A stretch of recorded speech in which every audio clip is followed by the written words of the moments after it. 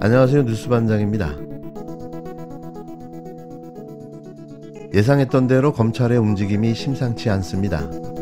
아마도 이래서 가칭 법률수석 비서관실, 즉 민정수석실을 급하게 신설하고 민정수석을 서둘러 임명하려 나선 건데요. 이번 총선 패배로 검찰에 대한 그립감, 즉 장악력이 현저히 떨어지자 검찰을 직접 컨트롤할 수 있는 조직체계를 갖추고자 하고 있는 겁니다. 물론 목적이 검찰에만 국한되어 있지 않는데요. 말 그대로 대통령과 김건희 씨, 그리고 일가족에 대한 법률 자문과 실제적 대응까지 맡게 되는 겁니다. 그러니까 자신을 지키고 권력을 더 공고하게 하기 위한 조직을 새로 꾸린다는 이야기인데요. 말이 옆으로 샜는데 다시 돌아와 말씀드리면 검찰의 움직임이 심상치 않은 겁니다. 이건 레임덕에서 데드덕으로 넘어가는 상황으로 현 정권과 더 함께한다면 자신들도 몰락의 길을 걷게 될 거라는 우려감이 커진 건데요. 적어도 수장조는 되지 않겠다는 거죠. 윤석열 대통령이 자신의 대선 공약으로 폐지했던 민정수석실을 부활시키고 첫 민정수석에 검찰 출신을 앉힌다는 보도가 잇따르고 있습니다. 대통령실은 민심 청취를 민정수석실 부활의 명분으로 거론하고 있지만 진심으로 민심의 귀를 기울이려 한다면 시민사회수석실을 강화하든지 아니면 윤석열 대통령이 없애버린 도어 스태핑이나 기자회견 등 국민과의 소통부터 시작하면 됩니다. 초대 민정수석에 모두 검찰 출신이 거론되고 있는 것을 봐도 민심은 핑계일 뿐 총선 심판 이후 여소야대 국면에서 사정기관을 동원해서라도 무도한 폭주를 이어가겠다는 의도로밖에 보이지 않습니다. 방탄 용산을 구축하겠다는 의지로 보입니다. 최상병 특검에 대비하시려는 겁니까? 또 김건희 여사 특검법을 앞두고 사법리스크 방어를 위해서 민정수석실이 필요한 것입니까? 민심과 거꾸로 가는 대통령실의 조직 개편 방향과 관련해 이른바 용산 시즌2가 박근혜 시즌2가 되는 거 아니냐는 이야기도 나옵니다. 초대 민정수석에 내정됐다는 김주현 전 법무부 차관 이야기입니다. 김 전 차관은 박근혜 정부 당시 법무부 차관과 대검 차장을 지낸 대표적인 우병우 사단입니다.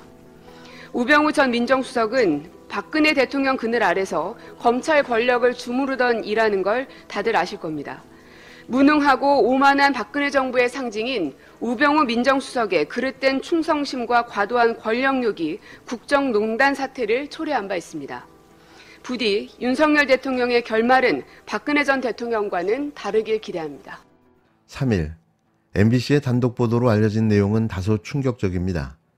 김건희 씨의 명품백 수수 장면을 보도한 인터넷 매체가 김건희 씨와 윤석열 대통령을 고발한 이후 검찰이 사건을 검토해왔는데요. 그런데 이원석 검찰총장이 전담 수사 인력을 투입해 신속히 수사할 것을 직접 지시한 것으로 파악됐습니다. 시나리오는 두 가지인데요.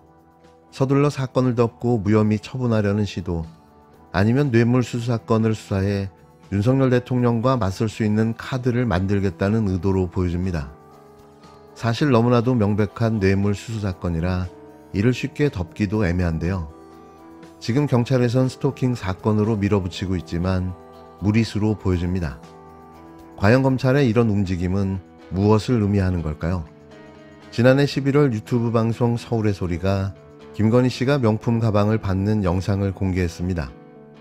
윤석열 대통령 당선 이후인 지난 2022년 9월 최재형 목사가 김건희 씨가 운영하는 코바나 콘텐츠 사무실을 방문해 시계형 카메라로 몰래 촬영한 영상이었는데요.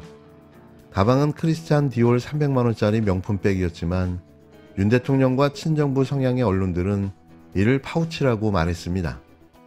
작년 12월 서울의 소리는 김건희 씨와 윤석열 대통령을 검찰에 고발했는데요. 100만원 이상 금품을 받지 못하도록 한 청탁금지법 위반이라는 겁니다. 결국 고발 5달 만에 질질 끌기만 했던 이 사건에 대해 이원석 검찰총장이 수사팀에 신속 수사를 지시한 것으로 확인됐는데요.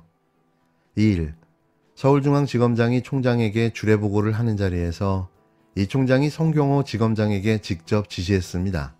사건을 갖고 있던 서울중앙지검 형사 1부에 검사 3명의 전담 수사 인력도 추가로 배정하고 고발인인 서울의 소리 측과도 소환 날짜를 조율하고 있는데요. 윤 대통령은 지난 2월 KBS와의 대담에서 이 사안을 정치 공작이라고 규정한 바 있습니다. 총선을 앞두고 당시 한동훈 국힘당 비상대책위원장은 국민 눈높이에서 생각할 문제라고 언급하면서 대통령실과 충돌을 빚기도 했는데요. 도이치모터스 주가 조작 연루 의혹이 제기된 김건희 씨 소환 문제를 놓고 검찰 수뇌부를 대통령실이 교체하려 한다는 경질설이 도는 등 불편한 기류가 감지되고 있습니다. 대검 관계자는 총선이 끝난 만큼 빨리 진상을 파악하려는 의미라고 애둘러 설명했는데요. 빨리 진상을 파악해야 할 사건은 이 사건이 먼저가 아니죠. 김건희 도이치모터스 주가 조작 사건이 가장 먼저 처리되어야 할 사건인데요. 이걸 그냥 묶어서 나중에 써먹으려 하는 걸까요? 이미 검찰과 윤석열 대통령의 상황은 역전된 듯 보여집니다.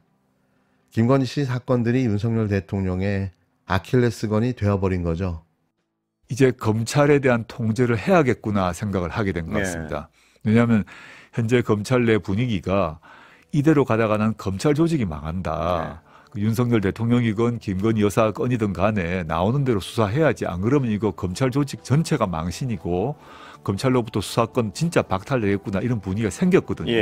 그래서 법률수석실이라는 이름으로 검찰에 대한 통제를 더 하려고 한다고 보입니다. 검찰의 어떤 분위기는 어떻습니까 지금 보시기에? 검찰 조직이 워낙 큰데 보통의 평범한 검사분 같은 경우 묵묵히 지켜보고 있으면서 이런 식으로 가서는 안 된다는 생각을 하고 있는 것 같고 고위 검사들, 최고위 검사들은 아주 갈등 상황에 있는 것으로 보입니다. 윤석열 정권과 어떤 관계를 설정할 것인가. 윤석열, 김건희, 한동훈 이런 분들에 대한 수사를 개시할 거냐 아니면 그대로 묵인하면서 높은 자리로 갈 거냐. 선택의 기로에 서 있는 것 같습니다.